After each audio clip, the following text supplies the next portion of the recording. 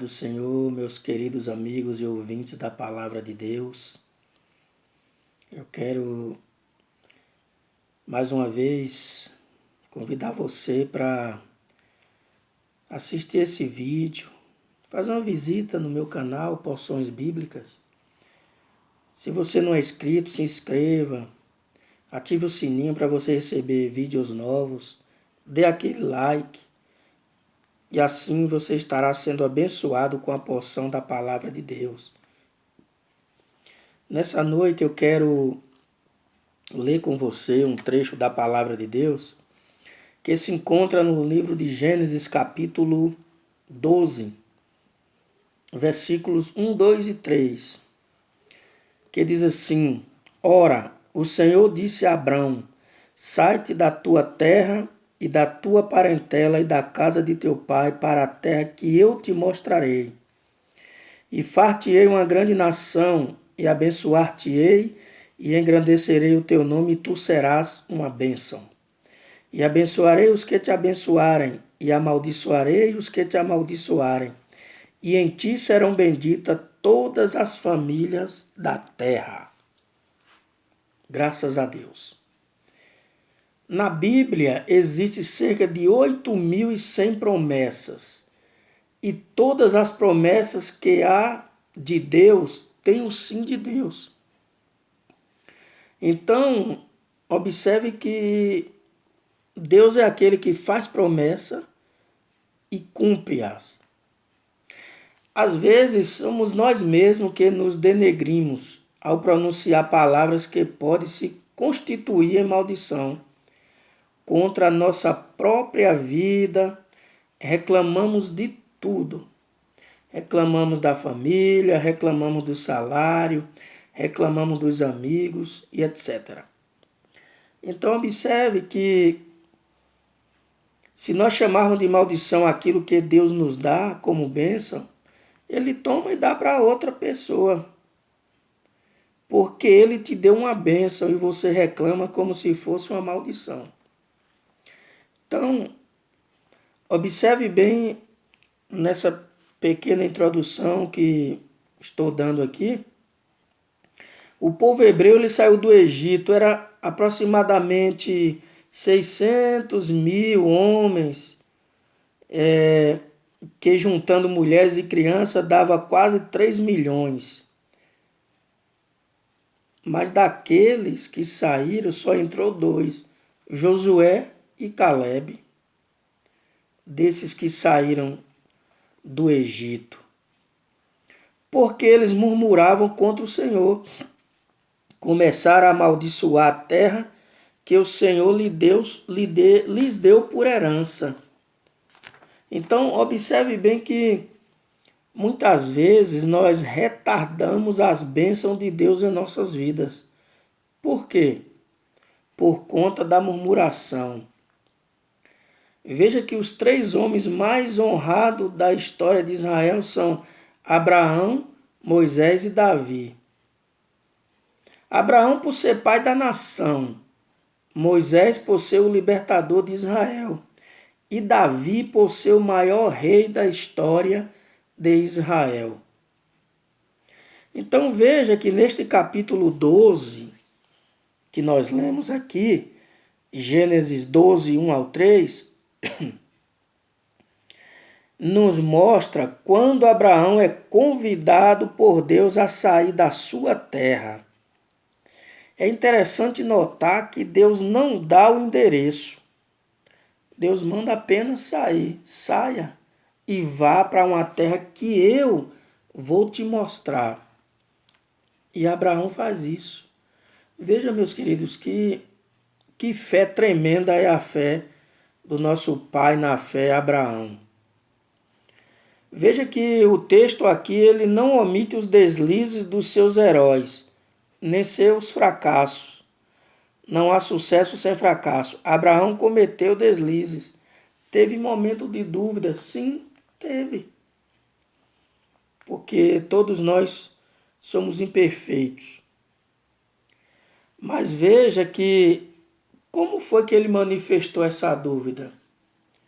Quando ele levou seu sobrinho com ele, Ló. e também quando mente para Faraó, quando diz que Sara é sua irmã. Então veja bem que Abraão ele revela a dúvida quando Deus lhe promete um filho, o filho da promessa. Aí Abraão resolve dar uma ajuda para Deus. O que Abraão faz? Abraão atende o pedido da sua esposa Sara e se deita com Agar. E aí Agar tem um filho e eles pensam que ali seria o filho da promessa. Só que o filho da promessa não era Ismael, mas sim Isaque. Então que quando Abraão se deita com Agar para gerar um filho, estas posturas de Abraão revela dúvida. Mas apesar da dúvida, o propósito de Deus com Abraão permanece inalterado. Por quê? Porque a sua dúvida não anula os projetos de Deus. Além da dúvida, Abraão viveu momentos de conflitos com a própria mulher, Sara. Então veja bem, a sua dúvida não anula aquilo que Deus tem em mente. A sua mente muda, mas a mente de Deus permanece. A sua dúvida não anula os projetos de Deus de forma alguma. Veja que Sara tinha um temperamento muito forte e difícil de lidar. Quando os anjos aparecem a Abraão para prometer um filho, ele está sentado na tenda, em pleno meio-dia, debaixo de um sol de quase 50 graus. Então o que Abraão estava fazendo lá de fora da tenda, em uma hora daquela? Porém, podemos deduzir que estava em conflito com a sua esposa, né? Então, quando Deus promete um filho a Sara, o que Sara faz? Sara ri. É Sara quem entrega Abraão a Agar para gerar filhos. Aí depois ela reclama. Quando Ismael começou a brigar com Isaac e bater, ela não gostou. Mandou que Abraão dispensasse tanto Agar como o seu filho. E Abraão obedece. Veja bem que em algumas ocasiões encontramos Sara criando confusão. Quando Ismael nasce e posteriormente Isaac, Sara expulsa ambos, mãe e filho. Então veja que foi ela que procurou. Foi ela que entregou o esposo dela para a concubina. E Abraão obedeceu Sara. Então ela diz que o filho da escrava não herdará com o filho dela. Ora, Sara ignorou que a ideia da gravidez foi dela. Foi ela que mandou que Abraão deitasse com Agar para gerar filhos, porque ela já estava velha. Quer dizer, era estéril também. Só que é o seguinte, Deus falou que ia vir uma nação do ventre de Sara. Ia ser filho de Abraão. Não foi no meio termo. Deus não mandou que Sara mandasse Abraão pegar a barriga emprestada de Agar para ter filhos, não. Deus prometeu, foi para ele. Muitas vezes, Deus nos promete algo e nós duvidamos e perdemos a bênção. Ou até mesmo passamos para outro. Então observe bem que isso revela um pouco da dificuldade da personalidade de Sara. Mas apesar disso, o projeto de Deus com Abraão permaneceu fiel. Ou seja, aquilo que Deus promete, ninguém pode tomar. Pode até retardar por causa da desobediência da pessoa. Mas a bênção acontece. A bênção vai gerar. Então, observe bem que por causa da fidelidade de Deus, o projeto de Deus na nossa vida permanece inalterado. Por causa da fidelidade de Deus e não por causa da nossa fidelidade. Porque a Bíblia diz: se nós formos infiéis, Deus permanece fiel, porque não pode negar-se a si mesmo. Veja que Jeremias fala em Lamentações 3:21, que diz que as misericórdias do Senhor, elas são novas a cada dia. É as misericórdias do Senhor, é por causa dela que nós não somos consumidos.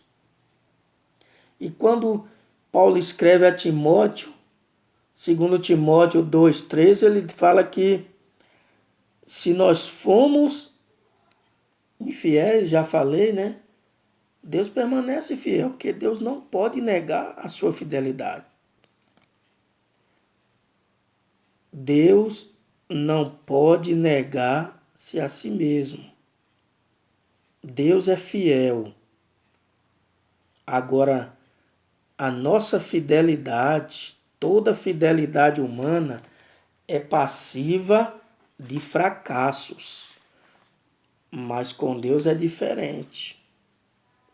Por quê? Porque a fidelidade de Deus não se altera. Deus, portanto, mantém-se fiel, porque Ele é Senhor. E é interessante notar que Deus, Ele não deve fidelidade a ninguém. Não. Deus não deve fidelidade a ninguém. Deus não deve resposta para ninguém. Deus é bom e acabou. Ninguém pode forçar Deus a dar nada, a fazer nada. Ele faz porque Ele é bom. Então Deus é fiel a si mesmo, fiel à sua infinitude, à sua eternidade, aos seus atributos, à sua palavra, à sua natureza. Deus é fiel em tudo. E nós somos infiéis em tudo. Então, o que Ele prometeu está prometido. Acabou. Deus é fiel. Pelo fato de que Ele não falha, o que ele fala não cai por terra de forma alguma. Porque a Bíblia diz que ele zela pela sua palavra para cumprir. Então veja bem, quando eu falo, as minhas palavras caem por terra e não se cumprem. Quando alguém fala, acontece a mesma coisa. Mas quando Deus fala, é diferente. Ele fala assim, ó, eu velo pela minha palavra para cumprir. Então, as palavras de Deus não caem por terra. E as palavras de Deus vai e faz conforme lhe apraz. Assim está escrito.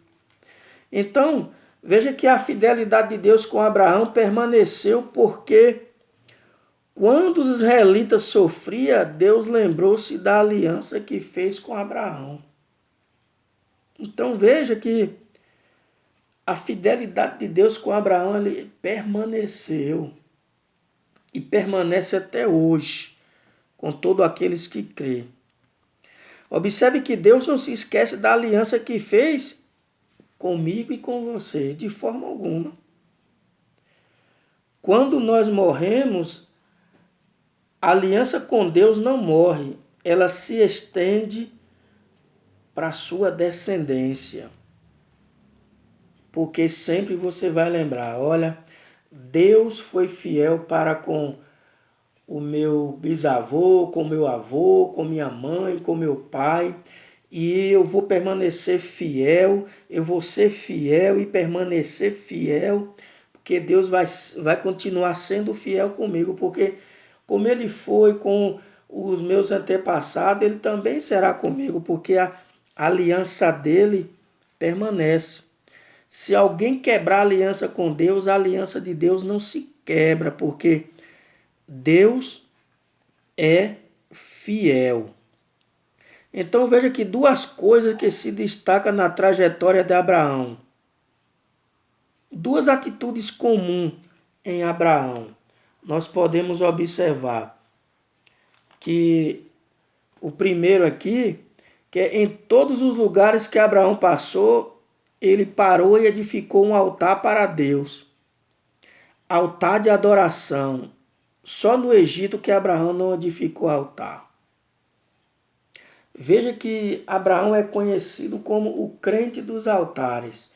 Todo lugar que ele se demorava ali, ele lembrava de edificar um altar para Deus e sacrificar ao Senhor, um altar de adoração, lembrando que Deus é fiel à sua palavra. Mas no Egito ele não edificou, porque foi no Egito que sua descendência ficou escravo por 430 anos.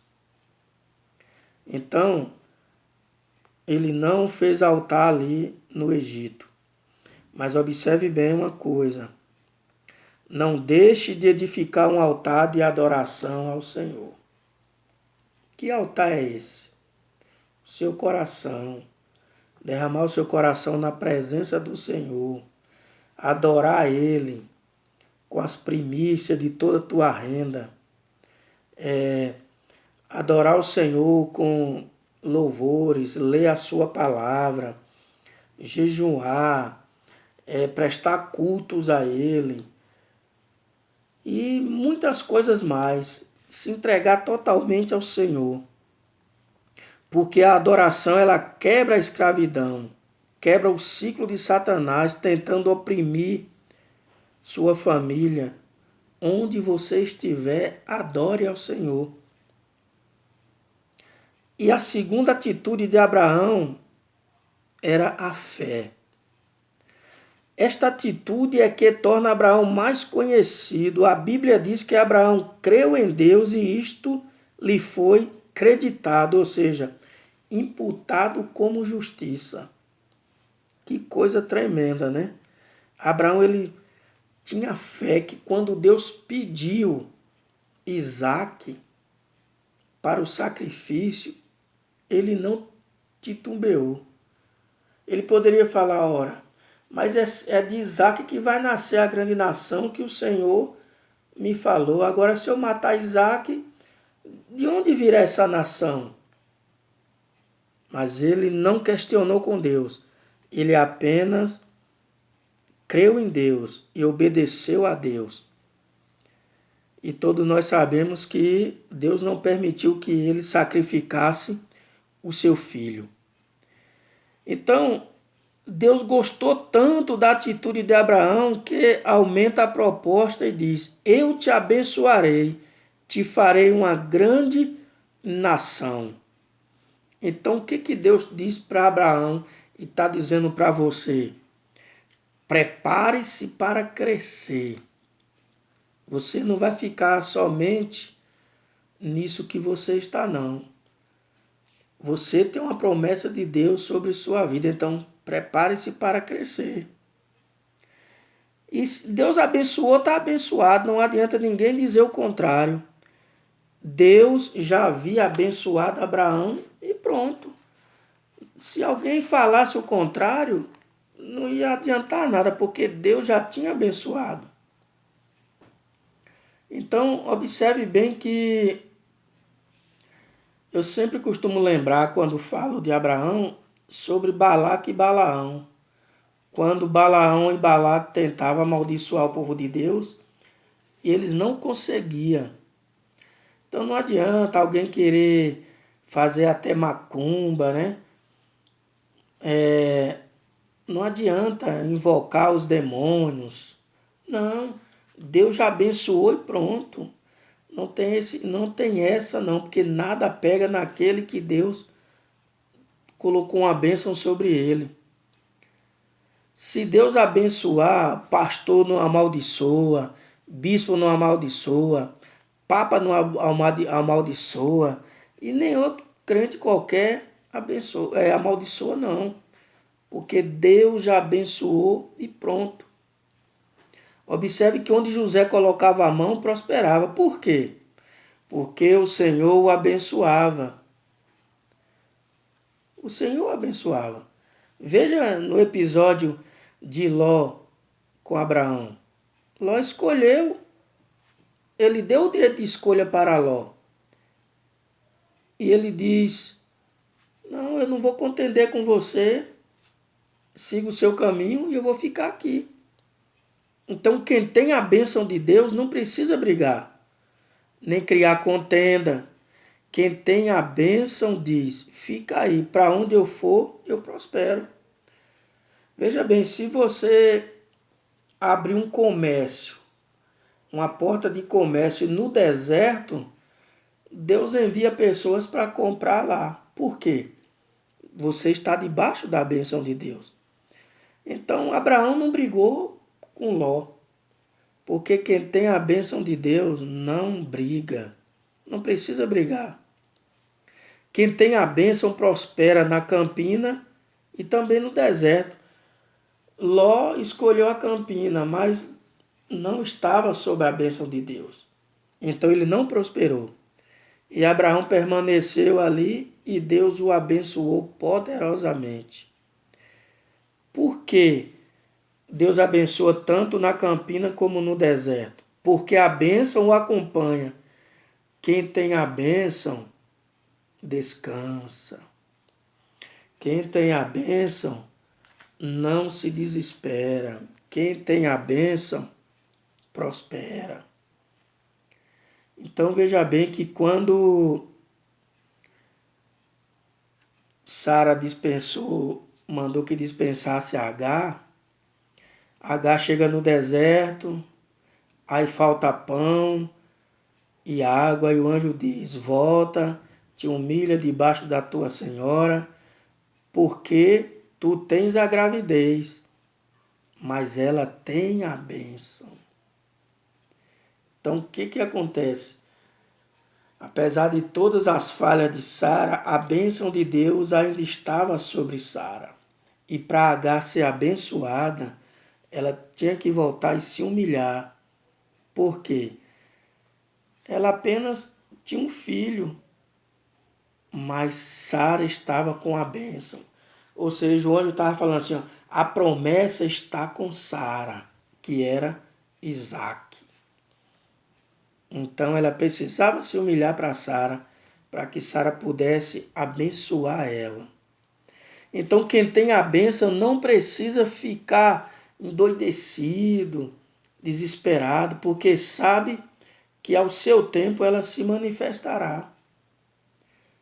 Lá no livro de Deuteronômio, capítulo 29, quando fala sobre a bênção e a maldição, observe que quem tem a bênção não corre atrás da bênção, a bênção vem até ele. Então quem tem a bênção cresce, quem tem a bênção prospera, quem tem a bênção avança, quem tem a bênção canta, quem tem a bênção conquista, quem tem a bênção herda, quem tem a bênção vive com tribulações, mas não é atolado pelas tribulações. Não é porque a pessoa está debaixo da bênção, acha que ele não vai ter tribulação, ele vai ter, mas a fé dele é maior do que as tribulações. Tem luta, sim, mas o importante é que ele não é vencido. Ele chora, mas não fica de luto. Porque quem tem a bênção faz festa, porque a mão de Deus está estendida sobre você. Aleluia. Então, quem tem a bênção de Deus, descansa debaixo da promessa de Deus. O segundo aspecto da bênção de Deus sobre Abraão é quando Deus diz assim, ó, e tu ser uma bênção. Agora a situação muda. Ser uma bênção é mais do que ser abençoado. Ser abençoado é ser um poço. Ser bênção é ser rio. Por quê? Porque quando você é uma bênção, você é aquele poço ali, né? Tem aquele pouco de ar, aquela água ali. Fica represada ali. Mas quando você, o cara assim, que fala assim, que a situação mudou, ser uma bênção é mais do que ser abençoado. E ser abençoado é ser um poço, e ser uma bênção é ser um rio. Ou seja, quando você é uma bênção, você transborda, você abençoa outras pessoas. Então, Abraão estava debaixo da bênção de Deus. Quando Deus diz assim, ó, eu te abençoarei, ele está dizendo, estou te dando um poço, né? Transforma esse poço em um rio. Ou seja, seja uma bênção para os outros. Então aí está o segredo de ser abençoado por Deus, transferir bênçãos para aqueles que estão ao seu redor. Então Deus dá mais, muito mais. Deus abençoa a vida dos outros através de você. Deus quer nos fazer um instrumento de bênção para outras pessoas. Você já observou que tem pessoas perto de você que só atrapalham? Tem gente que Deus não quer perto de você. Por quê? Veja que quando Ló estava perto de Abraão, as coisas não estavam fluindo muito. Mas foi só ele se afastar, Deus agora chama Abraão no particular e faz outras promessas para Abraão. Então, muitas vezes nós reclamamos. Por que fulano saiu perto de mim, não tem mais aquela amizade? Quem sabe não é Deus afastando ele de você para que não venha atrapalhar a chamada que Deus tem na sua vida. Então, aqui está dois exemplos. Gênesis 13:14, que fala sobre Ló. Eles não eram desviados, não. Mas só que estava atrapalhando a vida de Abraão. Quando Ló vai embora, o que Deus diz para Abraão? Levanta teus olhos e vê. Então veja que a visão de Ló era limitada, mas a visão de Abraão agora, quando Deus fala para ele, levanta teus olhos e vê, era uma coisa bem ampla. Então tem coisas que Deus quer te mostrar quando Ló for embora. A bênção é para você e não para Ló. Então a bênção é para você e não para aquele que foi embora. Porque aquele que foi embora, deixa lá, deixa Deus tratar com ele. Mas a bênção é para você. E o segundo é Jonas.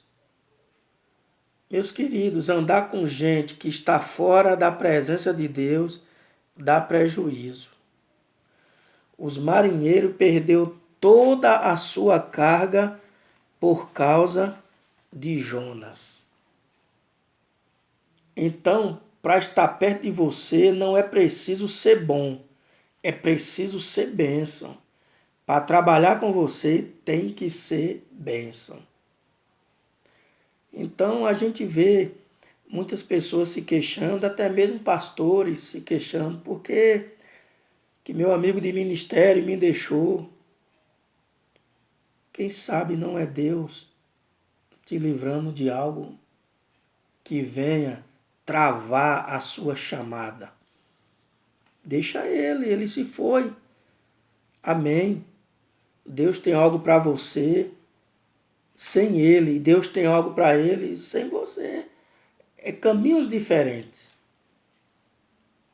Então os irmãos de José o maltrataram, né? E José teve a oportunidade de se vingar, mas José os abasteceu com alimentos. Então veja que quando a pessoa está debaixo da bênção, a pessoa abençoa outras pessoas. Então, quando Deus te abençoar, não é para você humilhar alguém, não, que te pisou, não. É para você abençoar quem te humilhou. Então, geralmente, quando alguém nos pede ajuda, estamos passando pela mesma situação. Tem pessoas que estão passando um problema terrível. Aí vem nos pedir uma ajuda e nós é quem precisamos ser ajudados. Mas Deus cria essa situação para ver até onde chega a nossa fé. Então, o sentimento que nos vem é ser egoísta, e é verdade. Falar, não, meu querido, eu estou numa situação ruim, na mesma situação que você está, então eu não posso te ajudar. Veja a viúva de Sarepta, quando Elias foi até a casa daquela mulher. A mulher tinha um pouco de azeite, um pouco de farinha, para fazer um bolo, só dava para ele o filho dela. Mas Elias pede para fazer para ele primeiro, e ali o milagre acontece. Se ela fosse egoísta, ela tinha morrido, porque ela só ia ter aquela comida para aquele dia. Mas como ela abençoou o homem de Deus, Deus fez multiplicar o seu alimento.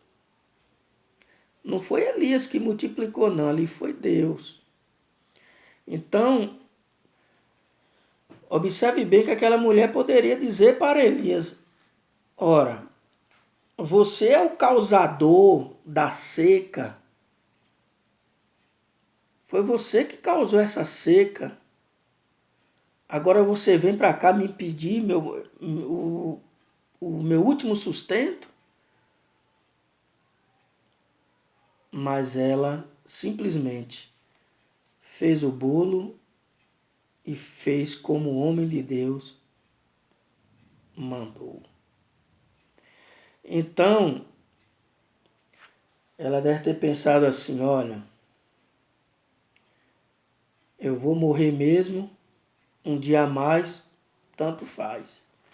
Mas, no entanto, ela disse assim, eu creio que ela falou assim, olha, vou morrer sendo bênção para alguém.